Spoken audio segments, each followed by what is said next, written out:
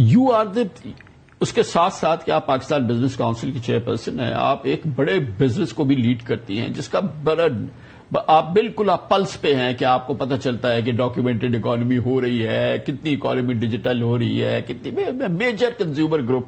تو اب آپ کا اپنا پرسنل سینس کیا ہے کہ کتنی واقعی اکانومی میں جو ہے وہ ڈیجیٹائزیشن آئی ہے، کہ وہ ٹیکس نیٹ کے اندر آئی ہے؟ ہمارے پاس ٹولز ہیں، میں کہوں گی حکومت کے پاس ٹولز ہیں، اور ہم سن بھی یہی رہے ہیں جیسے آپ بات کر رہے ہیں کہ جی اب ہم جو ہیں براڈننگ آف بیس کی بات کر رہے ہیں. اب دیکھنے کی بات یہ ہوگی کہ اس کی امپلیمنٹیشن کیا ہے.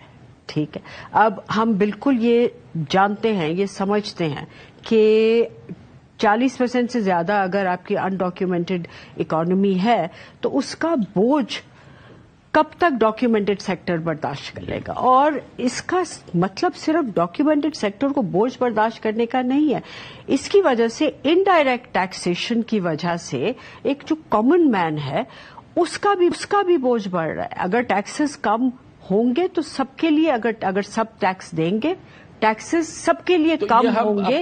اب جہاں تک آپ بات کر رہے تھے کہ یہ دیکھیے یہ تو سب ہم پاکستان بزنس کاؤنسل میں ہم لوگ جو ہیں 100 سے زیادہ ممبرز ہیں. یہ فارمل ڈاکیومنٹڈ سیکٹر کو ریپرزینٹ کرتا ہے. کوئی ٹریڈ باڈی نہیں ہے، کوئی انڈسٹری باڈی نہیں ہے، ٹھیک ہے، کوئی انڈسٹریل لابی باڈی نہیں ہے. ہم ایڈووکیسی کرتے ہیں کہ ایک بزنس انوائرمنٹ اور اکانومی میں گروتھ آئے، اور ہمارے نام میں سب سے پہلا نام ہے پاکستان. ہم پاکستانی ہیں اور ہم پاکستان کے لیے بہتری چاہتے ہیں.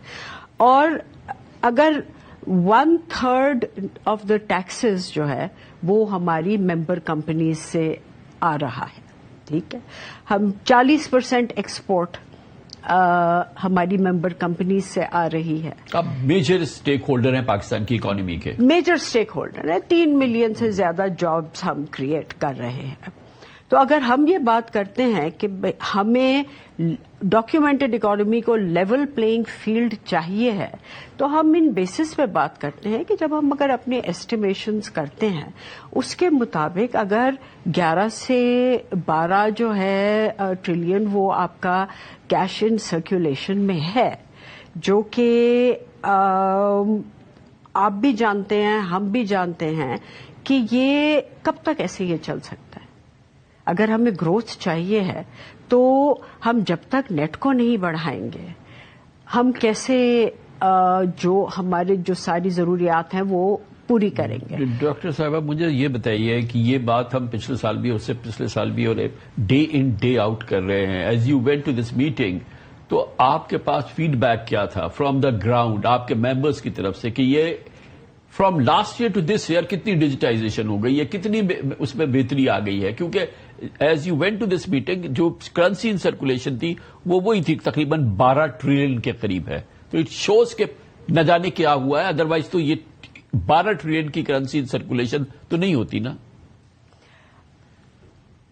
ہم لوگوں کی اسیسمنٹ یہ ہے کہ ٹولز موجود ہیں، ٹولز موجود ہیں.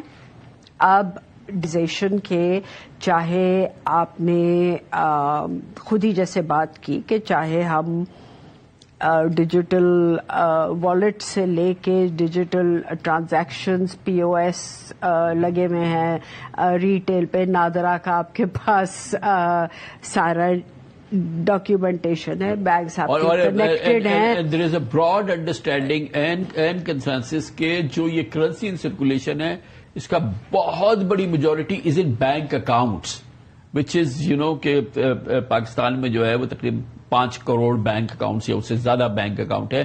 ٹیکس پیئر ایکٹیو جو ہے وہ 40 لاکھ ہیں.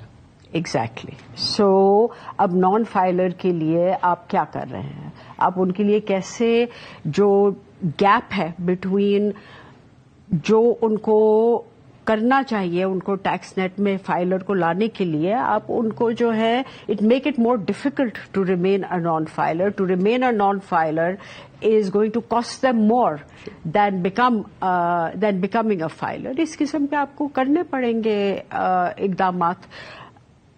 امپلیمنٹیشن ٹولز ہیں، امپلیمنٹیشن کے لیے اب کام کرنا چاہیے. یہ آپ نے بالکل صحیح بات کی. ہم یہ تو سن رہے ہیں, کتنے سالوں سے سن رہے ہیں, ٹھیک ہے, کہ یہ ہو رہا ہے. اب جو ہے فوکس امپلیمنٹیشن پہ ہونا چاہیے کہ یہ امپلیمنٹ کریں اور اس تو کو آپ لے کے. کیا سینس لے کے آئی ہیں اس میٹنگ سے کہ when the budget is announced on 10th, تو in the weeks and months to follow, پچھلے فائنینشیل سے اگلے فائنینشیل میں زیادہ کنڈیوسو حالات ہوں گے for business, for economy, for growth. آپ کو لگ رہا ہے کہ کچھ بہتر ہوگا کیونکہ گنجائش ہے اب جو ہے 3 سال کی اسٹیبلٹی کے بعد یا جو کنسالیڈیشن ہوئی ہے اس کے بعد ایک روم تو اویلیبل ہے کہ جس میں کہ گورنمنٹ تھوڑا سا انیشیٹو اناؤنس کرے. جو بھی فسکل اسپیس اویلیبل ہو,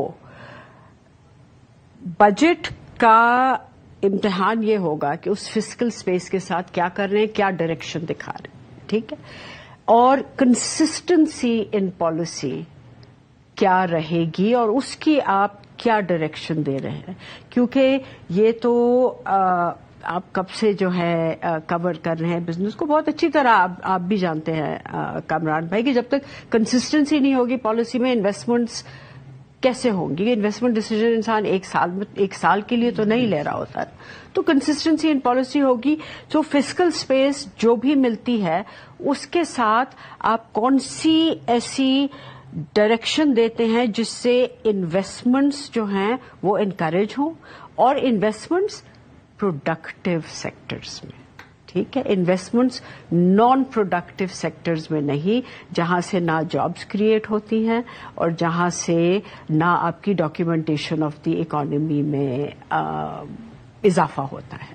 تو اسی لیے ہم بات ہمیشہ یہی کرتے ہیں کہ جو مینوفیکچرنگ, ایکسپورٹ اورینٹڈ مینوفیکچرنگ بہت ضروری ہے ملک کے لیے. اور ہم لوگوں کو جو ایریاز ہیں جو کہ ہم جانتے ہیں کہ جو جہاں پہ ضرورت ہے, ابھی ہمارا جو ایگریکلچر ہے وہ 20% ہے, 24% ہے, اوور 20% ہے اکانومی کا, اور 1% ہے صرف اس کا 0.5% ہے آپ کہہ رہے ہیں, ٹھیک ہے, تو 0.5% ہے ٹیکسیشن کا, ٹھیک ہے. تو اور آپ یہ بھی جانتے ہیں سروسز سیکٹر میں جس میں ریٹیل ہول سیل جو ہے وہ اس کا کافی بڑا ہاتھ ہے, جو 60% ہے, وہ بھی ان کی بھی کنٹریبیوشن کتنی 29% ہوتی ہے. تو دیٹ از سم تھنگ. ہم سب, آپ لوگ, ہم سب جاتے ہیں, ہم لوگ اب جائیں ریسٹورینٹس میں جائیں, بھرے ہوئے ہوتے ہیں,